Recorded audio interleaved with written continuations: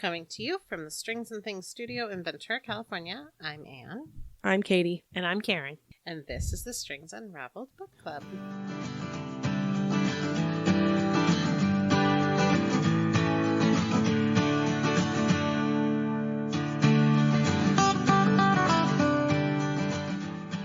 Woohoo! Welcome. Hello. Hello. How are you guys today? I'm good. I'm good. Yeah, all good. What are you working on? You threw your project aside. I did. We were having recording issues, so I had to take things seriously for a sec.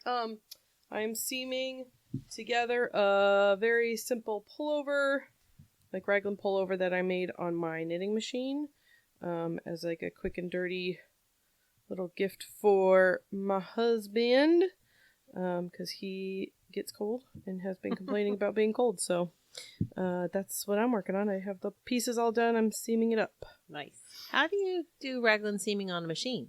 Or is that just a really big question for another day? I mean, like the shaping. Like the shoulders. Does it It's just get my smaller? flatbed knitting machine. It's not the circular one. No, I know. I figured that. Yeah, you but... can just do decreases. So Yeah, you you bring in the move sides. the loops over. Oh. Yeah. I did not know that. There's a little tool to help you. Yep. Transfer You can them increase over. and decrease and. That is very cool. Yep. Yeah, I wouldn't try on the... No. What The is that circular called? one, the Centro. Yeah. No, that one's not made for that. that you put it on needles. You do the boring rectangle, and then you put that on needle. Yeah. What are you working on, Karin? I am working on a third version of my sweater that just came out this month in Radical Threads magazine, this month being December. And I think I talked about it when we did our other podcast. But let's see, not the armhole. But as you can see, it's made with it's kind of pastel-y neon rainbow, from pink to purple to blue to aqua to teal. And I started this almost 2 weeks ago, and I'm almost ready to do the bottom hem. Nice. The bottom, because even though it's Tunisian, it goes very quickly. And I'm awesome. bummed I don't think I'm gonna get to yellow. It looks longish already. Yeah. But I love the transitions you've done already. It would have been interesting to see those yellows in there. I know. Maybe in the sleeve. Maybe I get a little bit on the sleeve. Yeah, I could. sleeves are sometimes longer than the I body. could make it a little bit. From the armhole, it is more of a dolman kind of sleeve, so it's a deeper armhole. Yeah. But it's only like 11. Like right now, it's only 10.5 inches. But the yoke looks so deep. Yeah. It looks deep. I don't know if it really is. It might be. You might get to tunics So- are in.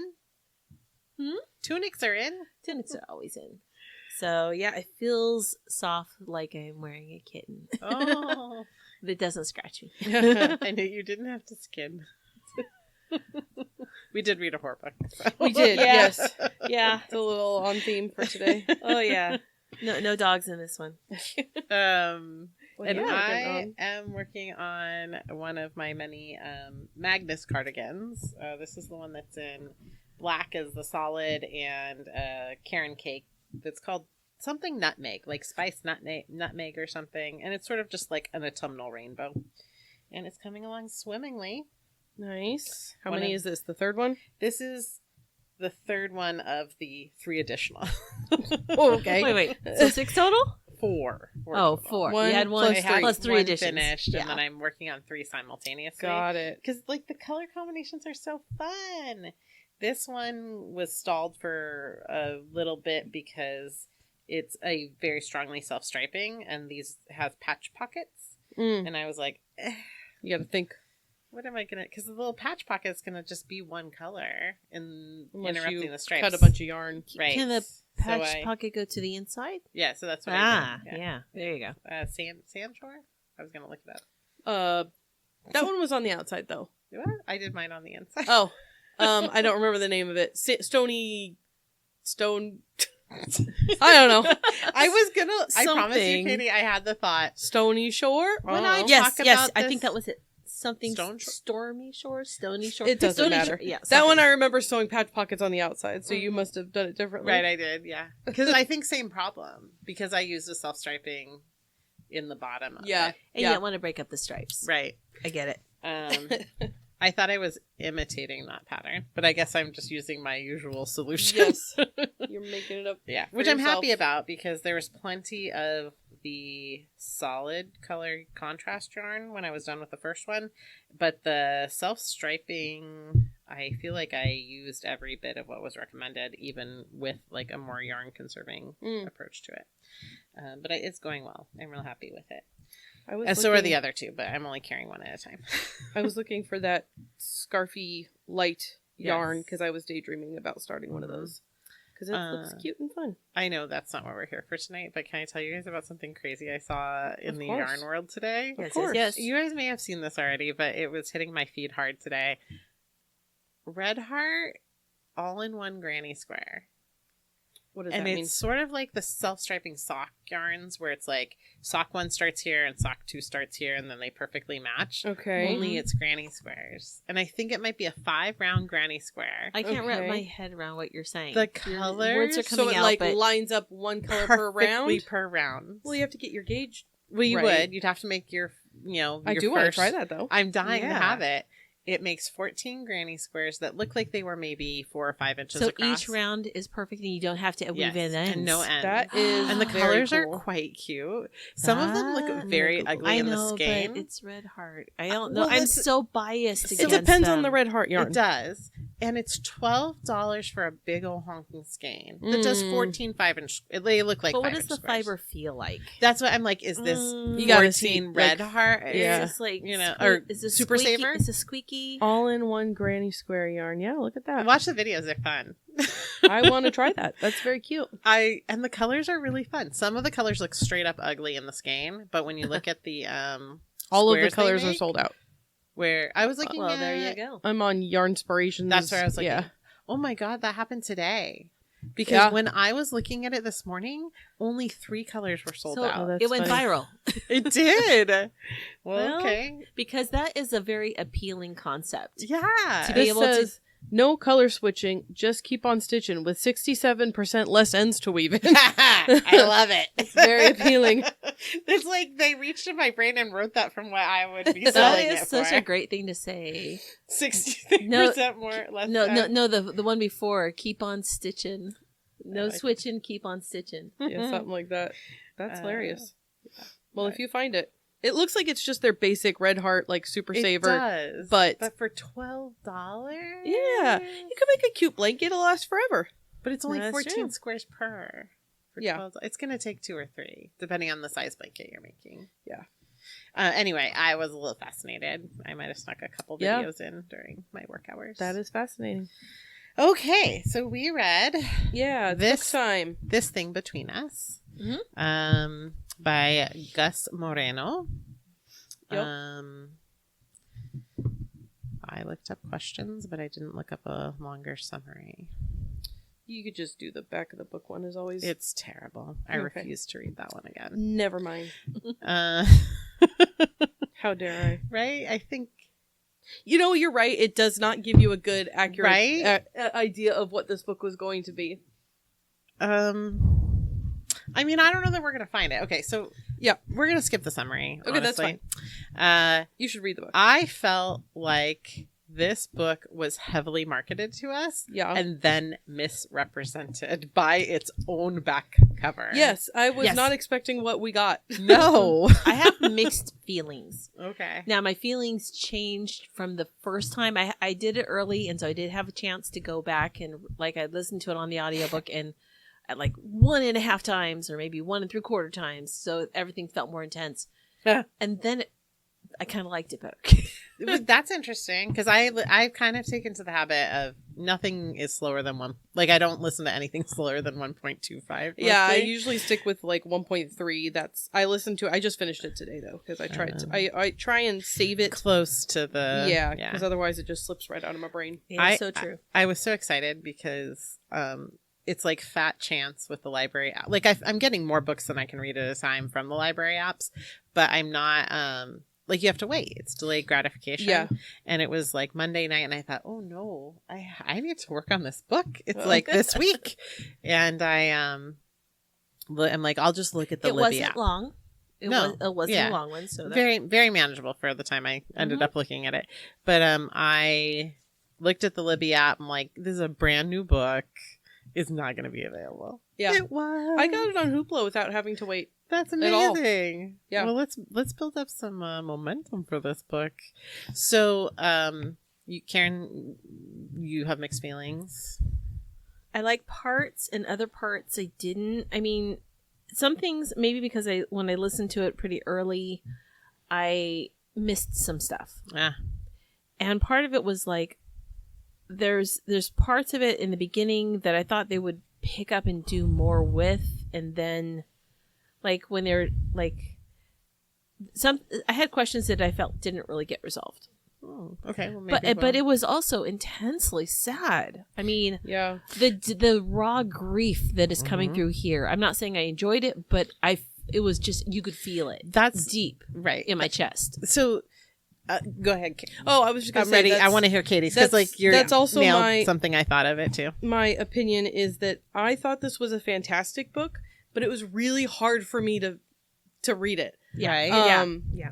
Because I thought it was good. I thought it was well written. I thought it was very scary at some points. Mhm. And I don't usually get like scared by books because if I'm not like looking at it, it's easy for me to tune it out. But I was driving in the dark and I was like, this is scary. That's perfect. Oh yeah. But Did a door But appear out of the, nowhere? no. But the whole, I mean, it's a first person, or I don't know what person perspective Yeah. of somebody dealing with grief of losing their spouse, Mm-hmm. and then like on top of that, other things, and just like compiling it was. If I hadn't been reading it for book club, I don't think I would have. Well, I think I would have liked it. You have to be in the right like mindset for things, Right. and I don't Yeah. feel like right now my mind was in the right place for this Oh. book. I'm sorry. It's fine. It wasn't like, drastic or anything, but I think I would have put it down if it weren't for this. But I am glad I finished it. Well, Because I did enjoy it. Did anyone else kind of get that feeling at some point briefly, like, okay, this was, no matter what, like you said before, no matter what your choice was on this, you were going to get sold this book. Yeah, that's how I feel. So I think that somewhere in our social media we need to post that link to that So that's quiz, and I would love to hear people's feedback on How whether many people got sent they to that book? also like. Are there any other books recommended No, by that's the the only end one. of this? Because again, we all have very different opinions and tastes. Yeah. And yet, but we do share a lot of literary experience together. Sure. So that I can't tell. What was, Yeah. do you know offhand where that survey came from? I think it was Book Riot. So Okay. it's not like too crazy of a source. Yeah. Mhm. Was it a horror movie or horror book specifically? I think it it was was. because it was like in I'm October. going to see if I can find it. I Which texted horror it to both of you. novel should you read this Halloween? That looks about right. Something like that. Yeah. So I feel like this book is a total fever dream of grief personified. Yeah. Yeah. So you both Yeah. said what I Yep. Yeah. feel about it too. But like, if your grief, the depth of your grief became this tangible thing in real Mhm. life. And then the things he says about the grieving process are so well put. Yeah. I don't want to assume that the author has experience with this because it seemed entirely like authentic. Yes. The way that he Yeah. writes about Absolutely. it. And I don't know what that's like, but I can assume that it. Well, I shouldn't Well, assume, I but you know what I mean, mean. Like thankfully- it seems very realistic. Right. Thankfully, none of us have experienced this particular loss. Right. So this book is not about a killer Amazon speaker. No, Let's that's just what the say back that. of the book says it is kind of. Yeah, it is. There is So that is weird. right. There is a demon and a possession. I have to say the homage to certain like the things they pulled out. Like Mhm. for a minute it's Cujo, for a minute it's Pet Cemetery, Mhm. for a minute It's the thing. right? It's Oh, so good. Like so much. lots of homage to classic There's- horror. There's moments that are like a lot of Stephen King. Yes. Or at least that's like what I've never watched The Exorcist. This Yep. book also gave me It felt very Exorcist vibes. well, and In then some and it part- references yeah. it references it in Yeah. great detail for a moment, and I was like, wow, I never knew that was a part that was edited out because I've never seen it. So, And there's some cultural references too to the Hispanic. I don't know if it's the Hispanic culture is the right thing to say, but to the Mexican culture, and even his personal, is he Mexican enough? He doesn't speak Spanish. yeah, this is You that, know, and that's interesting this to me. trauma that he had as a child is like, oh, here it goes again. But that also plays into his grief, that sense of belonging. Where does he belong? Does he belong in this culture or that culture? And that finally getting away from that and thinking that you are getting away from it, but you can't really get away from your grief. Yeah, it's definitely not what I expected it to be when No. we started it. And pleasantly It started so. that way, Yeah. Yeah. but then it evolved into something that I was like, oh, I didn't know that it was going to be like this. Right. Like I just said pleasantly slow, but I am pleasantly the case, right? Yeah. But and yet I also feel the same. Like, can I say that this book experience was pleasant? No. I mean, it's very Delightfully creepy. right. It's very well executed in what it is, which is a psychological thriller. Yep. Yeah. Demon possession. Yeah. Yeah. Because the dead don't stay dead. Yeah. Well, but don't they? Like, where is Vera? Vera is never there. No, that was, yeah. But okay, she's never there, and she never really come. I mean, does she? Well, she kind of is. Does she come? I mean, the pages fly off. But that's. But I feel it's like not that's in her. his head. It's That not was her. not That's right. her. It's never her. I He's think trying it could to have get easily him to think physically it is. manifested because, like, a lot of the times that demon possession's represented in horror movies, it is just like it's a private psychosis that's taking this person Sure. over. There were tangible things for other people to perceive and Yes. confirm, like the dog Brimley. Or even the veterinarian. Yeah. Or Thiago's presence, supposedly, At the at end. his wife's Yeah. death. Yeah. I was reading a Yeah. The kid's like, you were there. synopsis. It was you. Mm-hmm. I was like, what? I was reading a synopsis on Reddit about like people talking about the ending of this book and like how they perceived it and whatever, and that was one point that they brought up was like, this is a demon possession, but it's not a demon that's possessing a home or a device. It's possessing a family lineage, Yeah. and he's the current like caretaker of it. Oh. And how This he's is so stuck- enlightening. He's in like not an alternate timeline, but there's like time manipulation because Yeah. he is physically there when his wife dies. Yes. At the same time, when he sees her in the forest with the staircase and he's injured, and that's how he appears to the kid at the end when he was like, yeah, you were standing there all bloody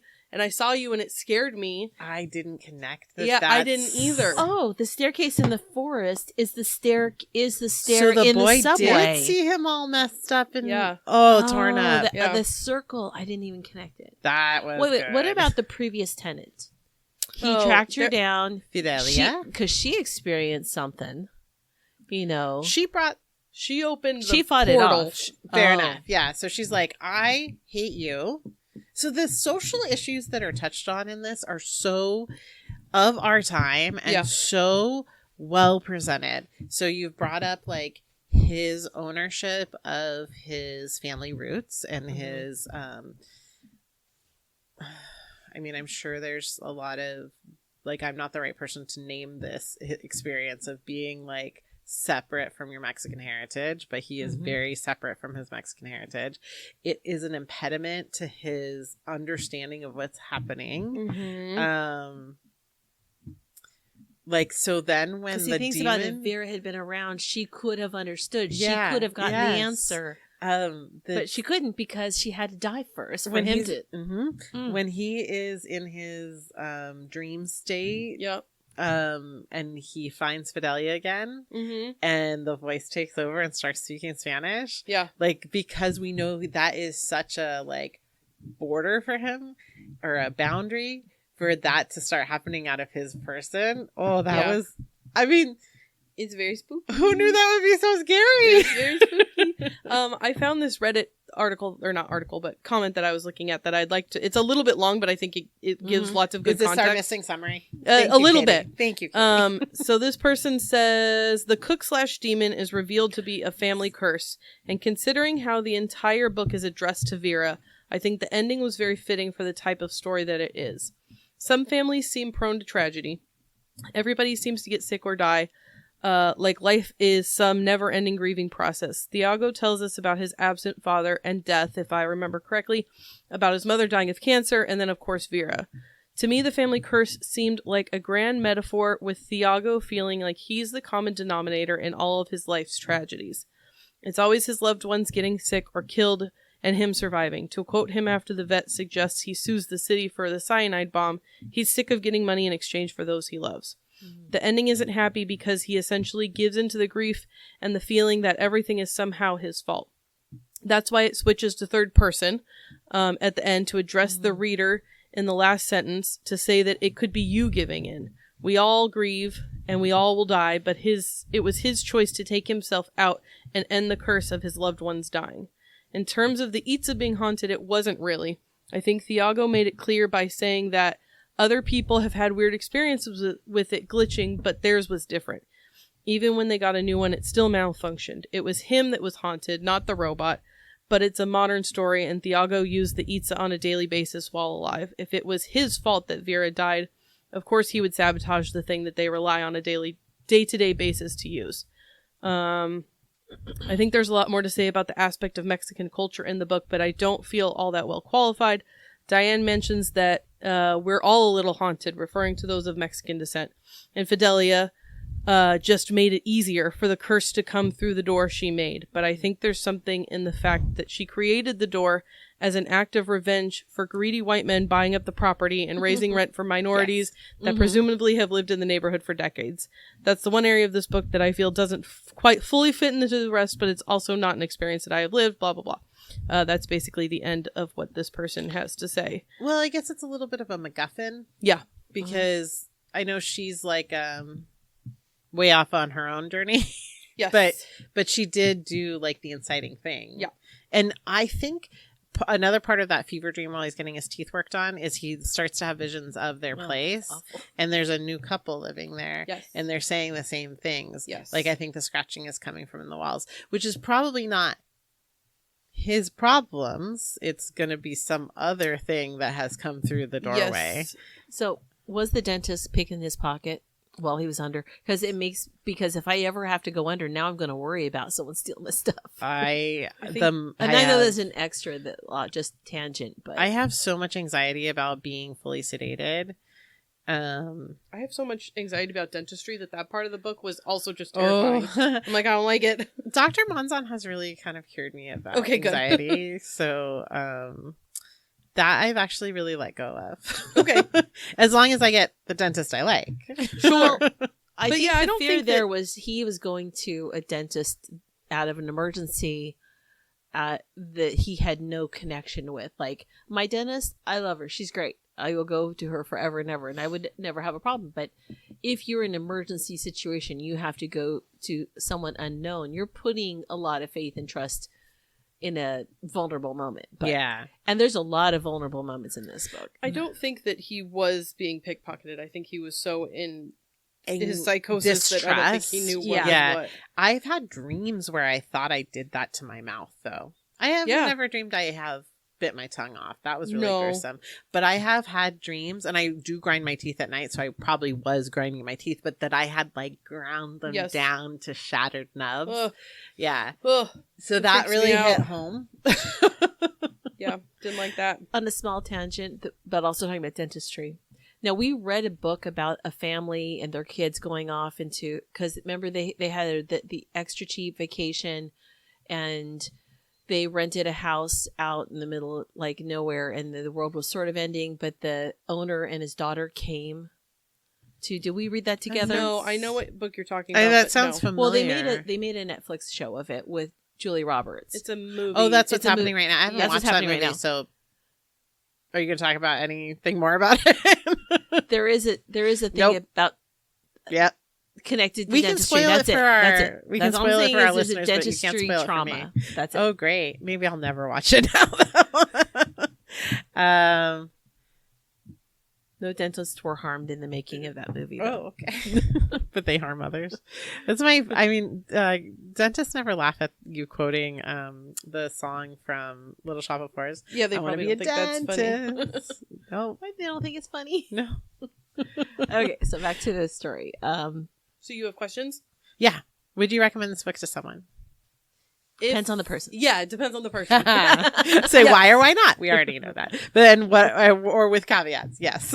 I would, because I did think it was a very good book. Yeah. Yes. I thought it was extremely well written, and for some, like, I think James would really enjoy this because he likes horror movies and all those like classic tropes and Mhm. you know, Mhm. Pet Cemetery and The Thing. I think he Mhm. would enjoy Yeah, this book. If this were made into a movie, would you? I think it would make a fantastic movie, Yeah. but I don't want to watch it because I don't want to watch anything. Yeah, fair enough. I would be trepidatious about watching it as a movie because it is such a well done book. Yeah. And a lot of it is visual and expressed externally, but so that much of it is an Grief internal. is so tangible. Like, you The- take this emotion and it's almost thick. Like, Yes. it's just a thick thing he's wading through. This the use of point of view was so useful in amplifying the Mhm. tension because he's writing this story to Vera. Yep. Getting ready to burn it. Yep. So when the story continues in first person after the demon attacks Diane and Thiago, it's like Yes. you're still But now telling what? me Thiago, you're still telling us the story. You're still telling Vera the story. What's Yeah. gonna when do you end not your over story? I thought it was over a lot of times where I was Yeah. like, oh no, he's not dead. Oh, Yeah. oh no, he's not dead. I also like that here were two people that he liked her, but Diane did not like him. And she had reasons that she associated his type of person plus his family. She's like, nah. But yet their grief, they both understood grief in the same way that she and her husband did not approach grief the same way. No. And I think that's why even after Diane's death, the father was like, at first the father was like for him when Diane was not, when Vera was alive. But after Diane, he loses his daughter and his wife, and this is the one common denominator. I understand why he didn't, but I still think I appreciated that Diane went there. Yeah. And shared, because she also needed someone who understood the depth of her grief. Mm-hmm. Of course, she got there when Cujo was about to take over her. I mean, that timing was but so she good. believed him. But she believed him when he thought nobody's going to believe me about Well, this. I love that and that's where he gets they connect over culture because She's like, I am Mexican. Everybody in our family has they know I'm calling up the chain, and we're gonna call all over, and we're gonna figure out how to do this. This is bigger than Chancla and Vicks. Yeah, exactly. I'm gonna just read this question because we've already addressed it, but I Okay. think it's a perfect question for this book. How much did you know about this book before picking it up? What surprised you Nothing. most about the book? Well, I knew that it was Everything. being heavily marketed to us. Yeah. And what surprised you the most about this book? What it was actually about. Yeah. Yeah. Yes. Didn't see that coming. Because it starts off right away, she's dead. Yeah. And I kind of thought it would be like Amazon Alexa possessing him, and that was going to be the end of the story. Was Yeah. like, that's the scary Yeah. thing that happened. But No. that's right off Because the we're bat. all a little It's like, creeped I out went to by your Alexa funeral, listening and to you're like, us. what? That already happened? Where are we going from here? Yeah, that's this book is a lot more because I was very trepidatious. I'm like, oh yay, possessed house. They've done this a million times in No. like mediocre movies and TV shows. This is such a unique take on every. I mean, it wasn't. There's lots of times where it could have been cliche, and I don't feel like it ever.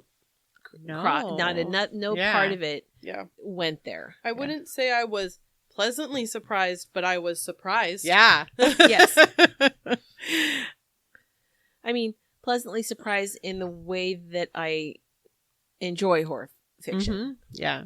Well, I think one of the excellent things that that horror and true crime falls in this too, because that's just real life horror. It helps you process anxiety about complex emotions and situations. And what is a more complex and emotional situation than the death of a spouse, and especially the death of a young person? Yeah.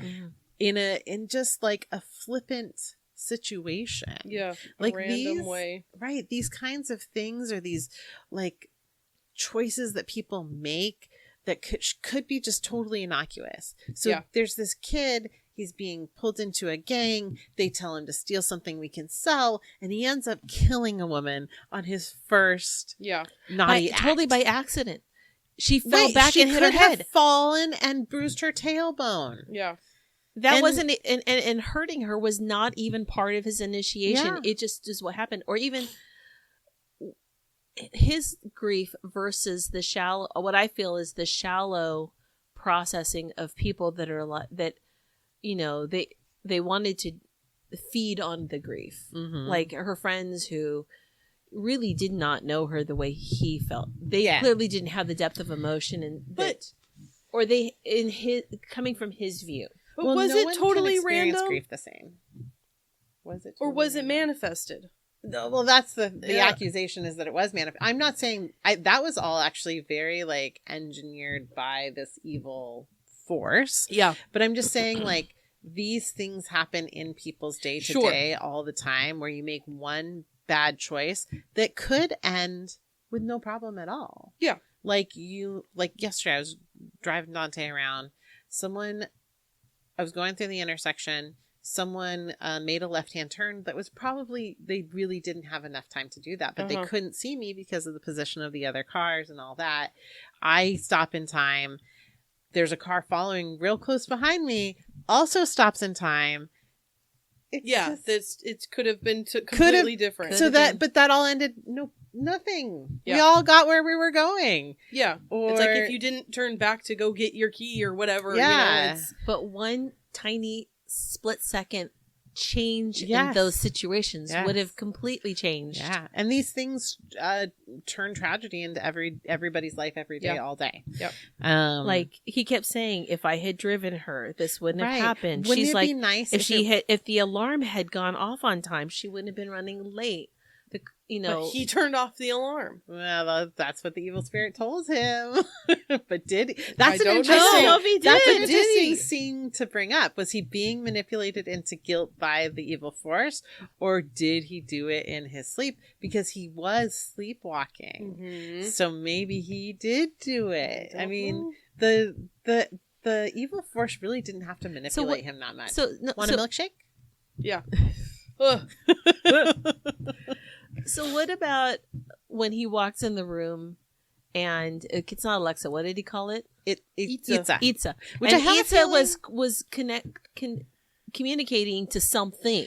I have a feeling in naming a lot of things that there are actually probably some more symbols that I just didn't have time to research. I wonder if Itza means something like in right. I wonder too, but if I Google it, I'm going to lose my question page. Yes. Don't do that. So if you're curious too, listener, I think that the end where he is the possession in the home, and the white couple that lives there, the man like walks through him, and he's like, "Oh, I felt another cold spot." Like maybe it was him. Yeah, I don't know. The whole time. It could have been that the one that Itza was interacting with. I didn't get that from that. Thank you, because that is what was happening, and I didn't get that. I thought he was just observing that. No, he was. Yeah, he was there. Yeah, because it all transitions so fast. Yes, from Fidelia the ending to the happens. house. Yeah. Okay. Yeah. Itza is a Mayan word. The Itza feeling. are Maya ethnic group native to a region of northern Guatemala and parts of Belize. It is believed that the Itza derives from the Mayan Itz, which means magic, meaning water, like water magicians. So I don't know if there's a little connection to that. Well, that's very interesting. Because it flow, because the device sends this light out that almost looks like light underwater. So I don't know. Oh, thank you for looking that up. I was also wondering if Thiago, because that's not like a common name. I didn't realize that was his name because I listened to it. And I thought it was like Diego. Yeah. So I had to look it up. And some regions do THs. Yeah.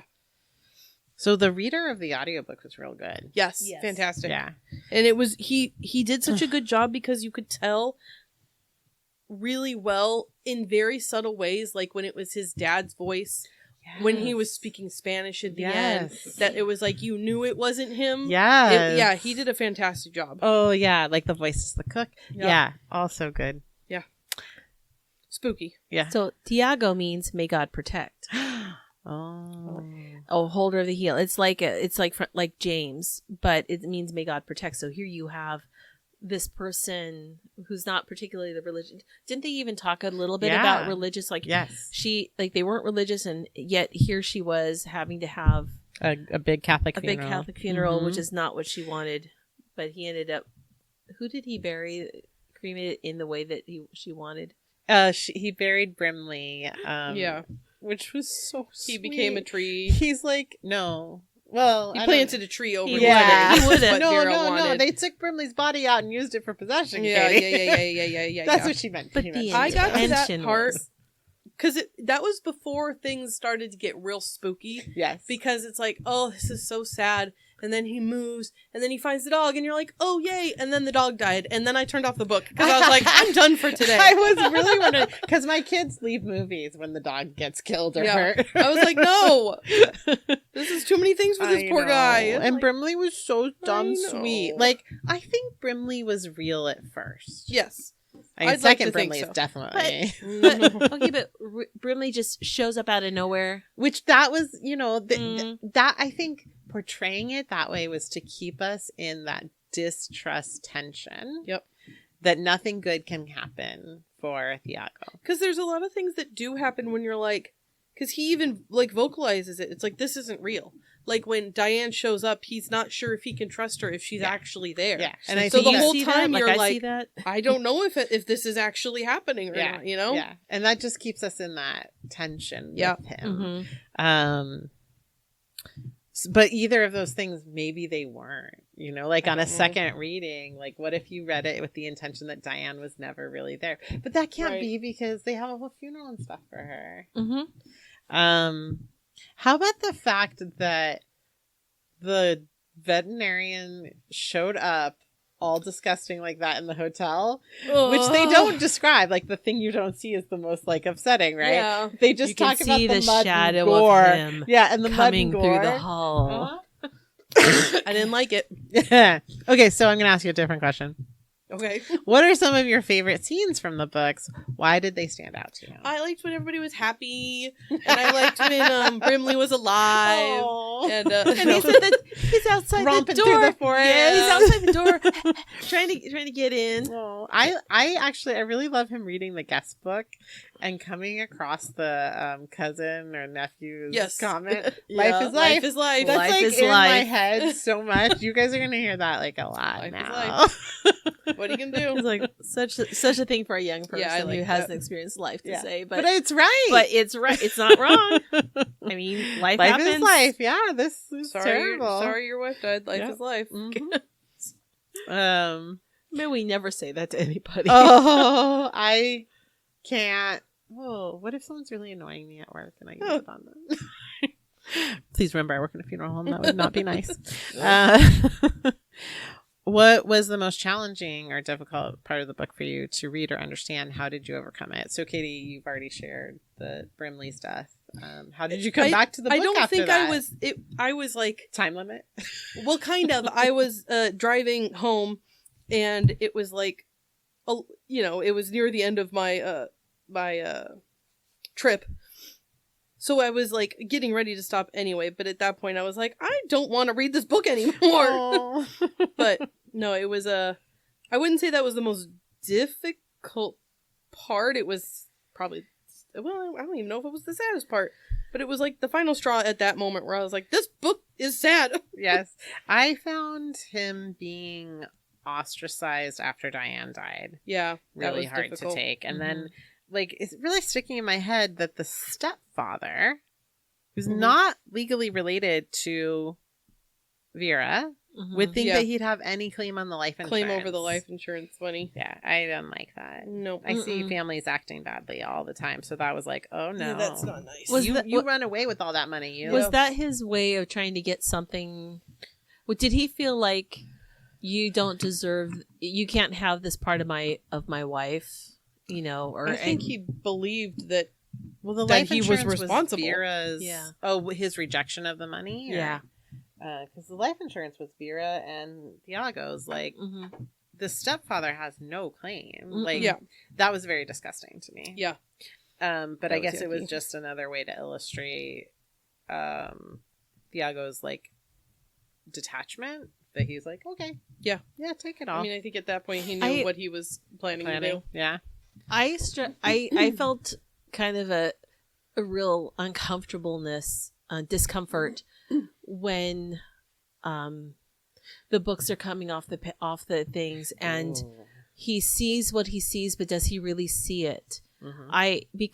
Having had grown up with someone with schizophrenia who sees and who saw and talked to people that didn't exist or that wasn't there, and that kind of was like brought back a little bit of childhood trauma of like, is he going crazy because of this grief? Because he wants so badly to connect with her. He grieves and misses her so much that he, you know, these pages are blank except for the words that he kind of wants to see and want to hear, wants to read and feel like it's a connection. And then, of course, when Diane comes and he tries to show her the book, the normal pages are there. So I thought we would circle back to that because he took pictures of the pages. And then I thought later he would look at them to like prove to himself, but then that never came back. I feel like things picked up so quickly that became can't even think about that right now. And maybe I felt like he was sort of like,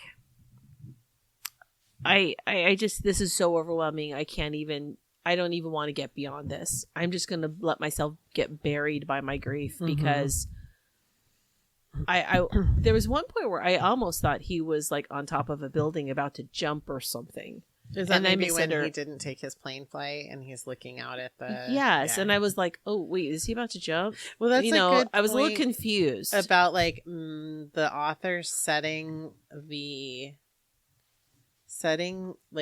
showing us the path he's decided well before he actually tells us what's going to happen. So it's just another artful moment. I hadn't really thought about that decline in those decisions being signals. Right. I didn't either. But you did know. I mean, you kind of knew what was going to happen. Well, I mean, that's the thing. I was like, like when he and Diane get together and they're going to do all this like spell work and, you know, cleansing rituals. I was like, this is going to be amazing. I can't wait for it to all like work. Yeah. And then that's that moment of like, you're still narrating this story to me. Wait a minute. She's dead. So that's not going to happen. Oh, I wanted him to pull her out so bad. Yeah. Yeah, him getting buried alive. That was hard to listen to. Actually. That was scary. There's I talk about CSI all the time. Yeah. There's a classic CSI episode where one of the CSIs gets buried alive, and it's so hard to watch. It's so scary.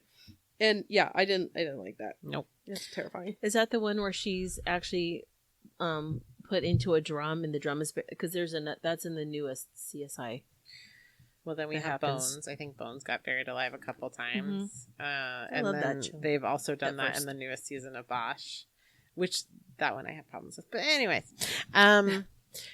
if there was one thing about the book you could have improved, what would it be? And I have a cheeky answer. Okay. I wonder if we all have the same cheeky answer.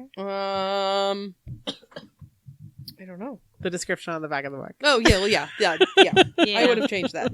About halfway through this book, I thought, who wrote that? Like, I know. Why was... And if... Like, why would he approve that as the synopsis to get you to read your book? It's his first novel being published, so I wonder if he was navigating some politics or something. Mm. Also, if you put on the back of the book that it's about, like, grief of losing a spouse, it might be harder for some people to want to pick up. Yeah. You know? Yeah. That's a good point, Katie. Like, because there's Darkly funny. Well, life is life. I guess that was kind of funny. I mean, I don't startling. think I laughed Yes. at any point. No, I mean, I think there were a couple places in the middle where I was like, oh gosh, no. Yeah, and I'm okay. laughing out of like, oh no. So parts of the last paragraph in the description, like darkly funny horror novel about grief and rage. Okay, yeah. That's fair. Loneliness of living between cultures. There's some of that. Sure. All too real, oppressive intimacy of technology. Maybe a little bit. That was overplayed. That was in overplayed. the description. Yeah. So I think these 3 paragraphs could have easily been edited down to like maybe 1.5. Yeah. So This who's is the great. publisher? Gosh, nobody. Well, whoever it is, if you're listening, Yeah. For the you next- got problems with your For the synopsis. next printing, Gus, do find a something new different. find a new publisher. Yeah. I mean, Or I'm glad Gus, you got you did published. great, It's a great book. but, This book is kind of amazing. and I will say if it's making up a fake a fake random Quiz that quiz tripped us into it. they tricked us into it. Kudos, good marketing. Well, it's almost like now. Actually, you know what? I'm seeing some symmetry here. Whoa. Where like That was the very creative internet- marketing. Yeah, the internet led us to this path, I'm and we gonna were sort run of over and predestined. unplug our Google speaker. No, thanks. So I found a really good, because there's no book club questions for this because it's pretty new and sort of, to me, an obscure publisher. And so another great list of general questions, bookclubs.com. Mhm. And I'm scrolling through. They have the general book club questions, which we just ran through. And then they have by genre. So I'm scrolling through all of the horror genre questions, and we really already kind of nailed them of like, how did the setting and the atmosphere of the book affect the mood and tone of the story? Did it create a sense of danger, mystery, dread, or unease? dark, lonely woods Yeah. out in the middle of nowhere. Yeah, I do like a horror movie set in like the snow in cold. Yeah. like, that's real Yes. spooky. That works really good too. Yeah. It just I was thinking about The Thing a lot because So I had wait. just recently watched that movie again. For Did I don't the- know how many times, but Did the door only That's appear one of the at night? Best. Because in my brain, that Did it door only only appear at appeared at night? night, and he tried to I don't think look. so. So what? No, because He when tried. He was tried to set it on chasing fire, Brimley- and it stayed on fire. And, Yeah. I'm like, that's a That scary was the thing. one Yeah, nighttime, I'm going to actually. absorb this. I think the first time he finds it on his property, it's daylight because he's chasing Brimley out into the yard. Yep. How did the author generate suspense and tension throughout the book? Well, then choice of narrator and point of view. The point of it was an excellent Yep. choice. Yep. How did they initially draw you in? That's an interesting question because, like, he starts from what we think is the end, and Yeah. is telling us a little bit of a reverse history. Yeah, because I really thought that was like the big thing that happened. Mm-hmm. And if Because you're it was in- like, it's about grief. And I was like, oh, sad. His wife's going to die. And then all of a sudden, she's She's just dead dead. at the She'd beginning. be dead right at the It's start. like, oh, shoot. Okay. it Where kind are we of going? appealed to that true crime part of my brain that is like, oh, this is a tragic thing, and I want to find out more about it. Yeah. So it kind of appealed to that part. If you're a true crime lover, it starts off with it's a crime, but it's an accidental crime. It's Excuse me. Yeah. and I do like how it circled back to the young kid. Mm-hmm. I mean, look, they even tried to drop the charges, but the government's like, nope. That's not a real thing. I like learning that was not a real thing. Yeah. because it certainly seems like it should be. TV teaches us so many things. Like our favorite one at the funeral home is like nowhere has those drawers where you like go into a morgue and pull Oh, someone come out. on. Nope, it's not a real thing. Dang I don't it. even know where it came from. Well, that's no fun. Maybe it's an old timey thing. Maybe Are toe tags really a thing? yes, Okay. but not all the time. How well? I They're mean, usually hospital bracelets. Okay, that makes sense. Yeah. yeah. I guess it's still an identifier. Yeah. Why would they? It's, Why would it's they a put little it? more reliable because it's on the ankle or the wrist, and it stays put better than a toe tag. I would think. Yeah. Yeah. But I guess if you didn't really want to see the body, you felt like the toe was the least scary I part don't of wanna the see someone's body. feet. A dead toe. Yeah. That sounds pretty scary to me. But the rest of the body would be covered. Okay. Yeah, no, it'd still be. I don't have an opinion about this. No, I don't need. I don't really. What about the artwork on the cover? I am so glad you bring this up because I love it. Yeah. It's And I that also- it's like the Alfred Hitchcock. The texture of the book. Oh, Like, I love that. I didn't realize that it's raised lettering. Well, and just, I love this cover finish. That kind of It's like got a the pebbly pebbly matte. Yeah. Mhm. It feels Can I look at it? so nice. Oh, there's in your I hand. see it. I didn't even notice that The there was a dog, dog. yeah. Yeah. So the cover really does a great That job optic So- dizzying. of conveying, because this sort of has, there's probably like a name for this type of like psychological thriller or suspense, sort of like is it THX? Yeah. Like, how to feel like that, Yes. of that kind Yeah. of And like Stark. 2001 yeah, Space Odyssey. dark sci-fi. Yes. That in there was an Alfred Hitchcock one, Vertigo. Mhm. And Vertigo has that same black white line Mhm. with dimension that makes, in that case, it's a spiral that kind Mhm. of sets you, Mhm. that kind of going off into the distance. I think feel. it conveys the tone of the novel very well. Yes. And I mean, it's hard to call a book that's the written word having an aesthetic, but there is a definite Yes. aesthetic, and the cover matches it well. Yes. So good cover design. Yep. Bad copy Yeah. on the cover. Yeah. I always thought cover design would be a really amazing job. I had a friend whose husband did that for a long time, and I would love to find, and I could almost kind of spot the books he had worked on when I was at the bookstore, and that was kind of neat. Interesting. Horror fiction / suspense fiction. I can Yeah. see there's some suspense because you're not really sure. There's some horrible things happening. But what's going to But happen you're not really next? How are sure- they going to resolve it? Yeah. Well, and you're not really sure, is this real Mm-hmm. or is this just in his head? Mm-hmm. So that's where that suspense part comes in, and I guess that's what really connects in the cover art, Yeah. and it's So- just black, white, and red all over. Yeah. So this is a tough question, I think. Were you satisfied with the book's outcome, or did you have any questions or doubts left unanswered?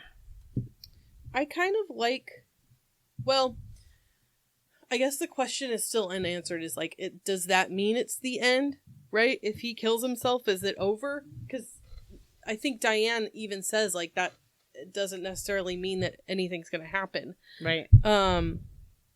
But if they found a way to like exorcise the demon or whatever, then I feel like that feeling would have been stronger to be like, but did it really? Like, I'm kind of glad it ended the way that it did, because it feels a little bit more finite than like if they were successful, you know? I don't know. I feel like the demon's going to find a way to live on. That he could end it for a time, but it's going to find someone else to possess. Yeah, I think Until you're the right. next person opens the portal. But he really only cares about what his Part of it's done. outcome is. Yeah. Yeah. I'm satisfied with that ending. I feel like I'm glad there was not a happy ever after. He doesn't move on. This is, Well, unaliving oneself is a very loaded choice. Mhm. true. And I don't love it as a choice, Yeah. but in this circumstance, In I this- don't see any other. And I think Outcome that for him. I think No. it was very like poetically done, Yeah. because he toyed with that idea early on, and you kind of knew that was in the back of his mind the whole time, so that when it did happen, it wasn't like, oh my god, I can't believe he did that. No, you're right. But was a if very they hadn't natural- touched on that throughout the novel and that was how it ended, I would have been very dissatisfied. Mm. But you kind of felt like taken along the way to know that that was kind of what was gonna happen a little bit. Yeah, it's not satisfying in that like it's horrible and sad. Yes. And I don't like that as the only option, but I don't know how you would go through all of that and be okay at the end if you did. Yeah. Well, I'm so excited. Like you guys both like the book, right? Yes, yes, yes. Like yes. I mean, There that were- was a pretty resounding. Katie liked it. It had. You said you had mixed feelings. I had so. mixed feelings because it took me through a range of emotions. There was a point where I'm like, I don't know if I like this book. Like I almost. That's fair. And Because I also there were had that points feeling. where I was like, oh I no, don't I know. picked another stinker. I didn't think it was a stinker, but I thought I don't know if I can. Because most things, I had to think through it. Because a lot of books, I'm like, oh yeah, I loved it. I loved all the parts of it, even if it was scary and sad. And part of me was like, I don't know if I love this book. I did, but I kept going with it. And I think it honestly, and I hate to keep beating on the person who wrote the back of the book, but when I was worried about like what I had chosen and what it was turning out to be, when it turned out to be so different than what we expected from the description, I'm like, oh my goodness, what did I get us into? But I'm glad that I stuck with it. I did feel challenged by it. Yeah. Because at some point I did actually like turn it off in my car and say out loud, I don't like this book. But it wasn't like I hate this book. It was like, I don't like what's happening right now. Right. That's like the second Hunger Game books. I feel- closed it and put it away for like 2 weeks. It's I'm feeling deep feelings that I wasn't prepared to feel. Yes, exactly. But I am happy that it is not what the book description was. I know, it was so because much it richer. would have It's it a would lot have deeper been than a that. lot shallower. It would have been trite. It would not have been it didn't do it justice. So if anybody else gets to that point where they're like, I don't know if I like this, keep going. Keep going. Yes, it's going to be different. Just accept that it's not, but it's going to be so much deeper. You're going to think about things that you were not better prepared than to we think thought about. it could be. Oh yeah. Yeah. I'm glad you all liked it. Yeah. I I thought it was really good. Yeah. Are we Good choice. What are we reading now? What have we read else otherwise, right? I haven't read anything else. I've been lazy in my reading this month. Karin has a list. Yes, let me go to my let me pull up my what is it? It sounded like you were listening to something entertaining earlier today. Oh. A couple of different things. I continued with Coffee Land. I was finishing up a book called The Reformatory by Tenerife Dew. Really, wow. I mean, that's another great book. It deals with sometimes how the prison system in the South, that they're set in Florida.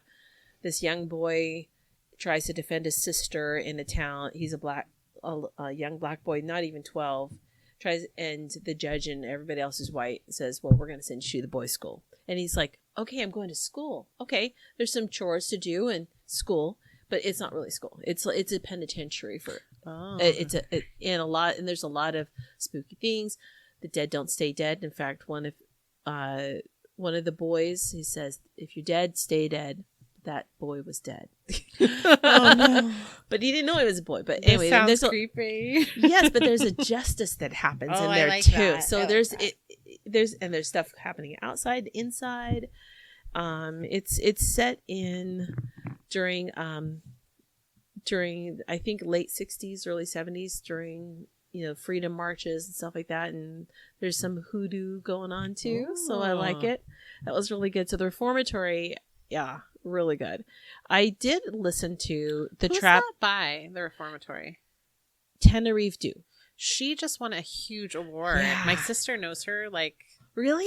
in some congruency, and so we were hanging out with her the day that the award was announced. So that's on my. It's a good read. All of her books sound really good. So I have her short stories called The Wishing Pool and other stories that I will get to. But The Reformatory just came out just a few months ago, and so great read. Yeah, great getting listen. acclaims. Great listen. Yes, The Trapdoor. If you want to go into creepy, that was one of those Audible freebies. Oh, so what happened is That's I good. downloaded them all the day that they came available. So I do have for them, you. and I've been. I wish I Thank you. had. That's right. I need to check Audible because I was also listening to Audible this week because I'm like, oh, I really didn't do much.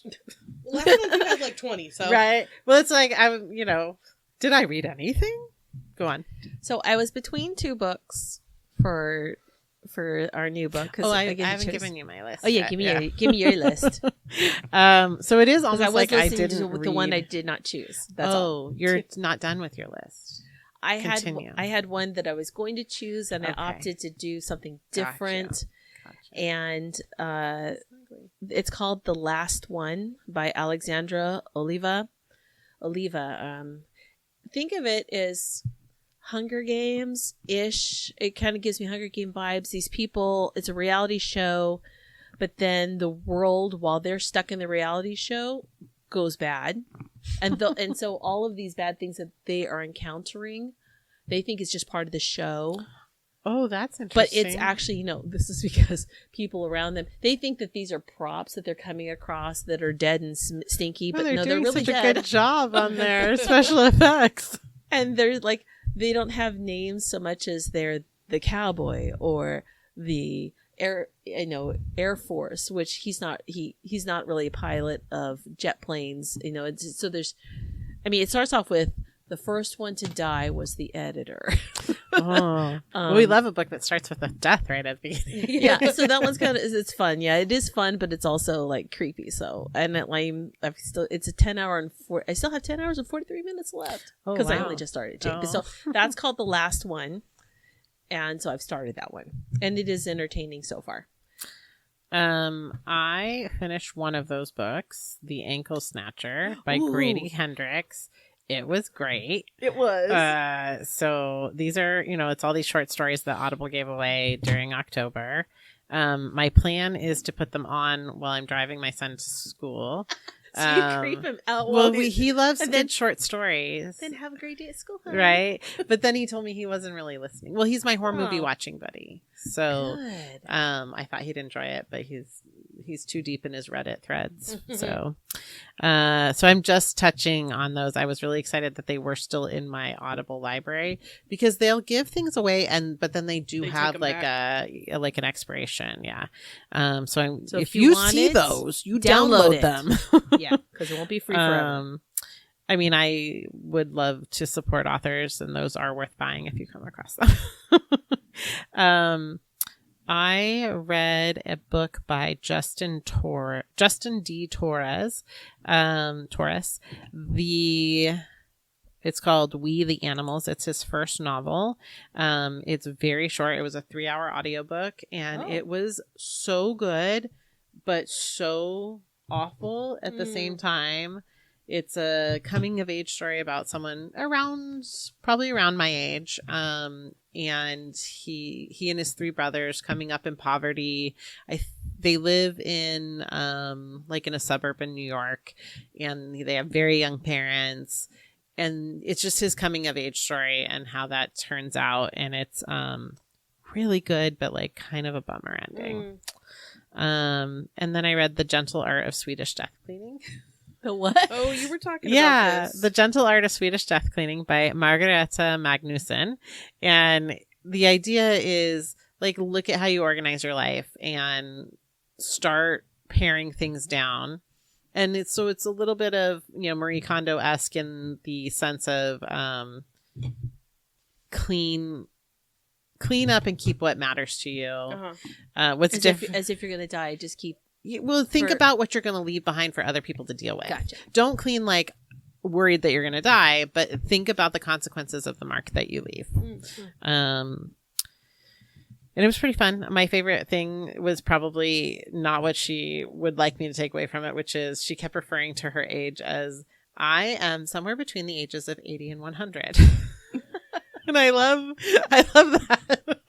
Oh, okay. It gives me a pretty clear idea about her age, and where she is in her life and the experiences of her life and how she's reflecting on that. So it gives some validity to what she has to say. But yeah, I really slowed down on my reading this month. When we're done with the boutique, it's kind of like brain nap time. Definitely. And I'm in the mood to listen to music, which is that I usually pick books over music.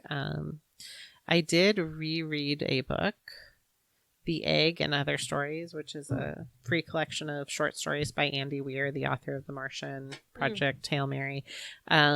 Because Kevin said the most flippant thing. He was like saying something about, he said, oh, yes, I'm the center of my universe and it's all going to suck when I get canceled and you all disappear. And I got really mad at him because that's a dead dad joke and a dead husband joke. Yeah. And it was also like I was trying to comprehend what he was saying. So there's a name for that, solipsism or something, where you believe that you are the only real thing and that everything else is a concoction of your psyche. It exists because you exist. Yes. Yeah. And so the title short story of those short stories, which are fantastic. I guess I'm a big Andy Weir fan. Yeah, me too. Yeah, you did say that whatever that one Project was your Hail Mary is... Project Hail Mary is so good. I read it because of you, and thank you so much. You're welcome. So good. But the titular story of this collection has something to do with that. Okay. And it's a really kind of wonderful way of expressing the golden rule, I would say. Treat other people the way you would want to be treated. But it gives a little more like, oh, what if you think of the world that way? You really might act differently. So I don't want to spoil why I think that's so profound, the way he presents that. So those are the things I read. Nice. What are we reading next, Karen? Yeah, what's next? Oh, did we hear what Katie's reading? I didn't have it. Oh, she didn't. She Okay, read our book club book. Good job. Yay! Good job. Okay. I will tell an anecdote. My sister is like a big reader, and so she was saying like she's almost at her reading goal this year, or something about how she was slowing down on her reading goal, and I was like, I can't remember how it went, but I told her I should just see if I could pull up this text conversation because it cracked me up. She's like, "Don't you read like 100 books a year?" And I was like, that's what she said to me. I was like, "Girl, no." I was like, "I don't know where you got that from." I think I got a lot closer this year. I think I definitely got closer this year. Because the library apps have been so fun. Yeah. It doesn't, oh yeah. So Amy said, I'm at 44 out of 50 and I only listened to one of those. I'm feeling pretty proud. And she was talking about how like you see those videos of people on like your For You page in like Book Talk where they're like, here's the 5 books I finished this month, whereas like I'm struggling to get through the one. Yep. Yeah. And I said, Amy, you're that girl on my For You page who finishes all these books. Yeah.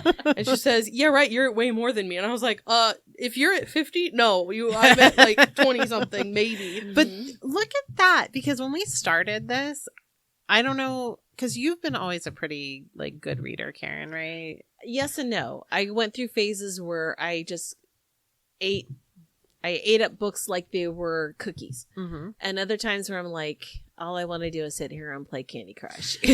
And so I think that the focus of this, I believe it was one of our founding goals, was to just be proud of ourselves for finishing one book a month.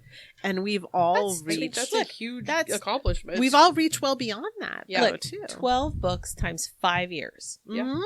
That's a lot of books.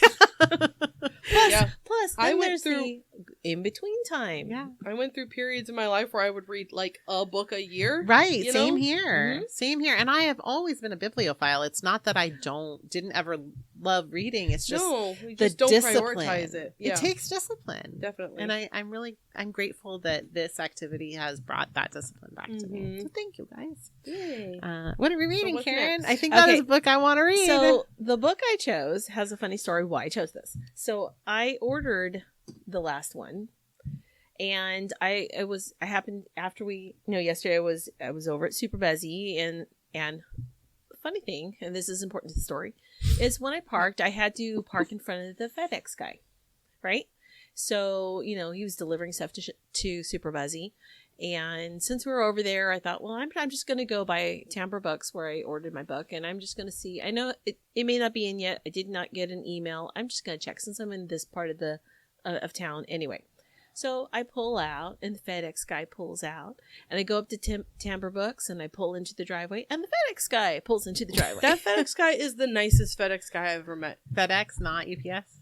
No, it was FedEx. Okay. It's FedEx. Because I like our UPS driver. So I go in and I go, I know I didn't get an email. I'm just checking. if my book might be in or on its way. And she said, oh, well, no, they just shipped it on Monday, so it's not in yet. And 2 hours later, I get a little text. Your book's here. It was probably on that FedEx truck. That is hilarious. And actually, it was funny. So I went in today to pick it up, and she's like, "You walked away, and we opened the book. Not even the box. Not 10 minutes later." And I'm like, okay. But in the meantime, so I'm there. And I'm like, well, it may not get here in time, and I know I have the Audible book, but I'm just going to choose something else. I'm going to see what else is on the shelf. And they had a description of this book called "What the River Knows," and it's set in Egypt. And I thought, well, we haven't really read books in Egypt. That sounds really interesting. And it's a little bit of, it says another author says, take a plucky heroine, a historically grounded Indiana Jones-esque adventure through ancient Egypt, and a surprising dollop of magic, and it's a recipe for a delightful read. Gosh, that does sound So delightful. this is the I hate you to I love you kind of romance in here. So a little swooniness, a little like Grumpy Sunshine kind of. Yeah. And when the gal was checking me out, she's like, oh, I'm not usually into this kind of a historical thing, but there were times where there was twists, and I was mad. I'm like, oh, that's good. They give you an emotion. I like that kind of thing. So it is called What the River Knows by Isabel Ibanez. And Bolivian Argentinian Inés Olivera belongs to the glittering upper society of 19th century Buenos Aires. And like the rest of the world, the town is steeped in old world magic that's been largely left behind or forgotten. Inez has everything a girl might want, except for the one thing she yearns for the most, her globe-trotting parents who frequently leave her behind. When she receives word of their tragic deaths, Inez inherits their massive fortune and a mysterious guardian, an archaeologist in partnership with his Egyptian brother-in-law. Yearning for answers, Inez sails to Cairo, bringing her sketch pads and a golden ring her father sent to her for safekeeping before he died. But upon her arrival, the old world magic tethered to the ring pulls her down a path where she discovers there's more to her parents' disappearance, of course, than what her guardian led her to believe. With her guardian's infuriatingly handsome assistant thwarting her at every turn, Inez must rely on ancient magic to uncover the truth about her parents' disappearance, or risk becoming a pawn in a larger game that will kill her. The Mummy meets Death on the Nile in this lush, immersive historical fantasy-filled adventure. Arrivals to lovers' romance and shocking twists and turns. Oh, this sounds delightful. So I thought, sounds like a great palate cleanser from what we just finished. That's what I was thinking, because the other one was going to be, the other one was post-apocalyptic, and I know I love that genre, but I thought I will enjoy that on my own. This is our opening to the new year, so I think you're taking us down like a good. And we haven't had this kind of a historical romance adventure in Egypt kind of thing. Yeah, I don't know if I've ever read a book set in Egypt. Well, I think I read Death on the Nile, but that was a long time ago. I definitely watched the movie. Yes. And having just watched A Murder in Venice, was it A Murder in Venice or something in Venice? Something in Venice. A Haunting which in is Venice. Actually called The Halloween Party as a book. Just saying. Okay. And that was entertaining. I like that. Actually. We love that word. Okay. So that is what we're reading, What the River Knows. All right, I'm excited. Nice. All right, everybody. Well, thank you for joining us. If you read this book, we want to hear what you thought of it. If you have recommendations for books we could read in the future, we also want to hear that. And we will talk to you guys soon. Bye. Bye.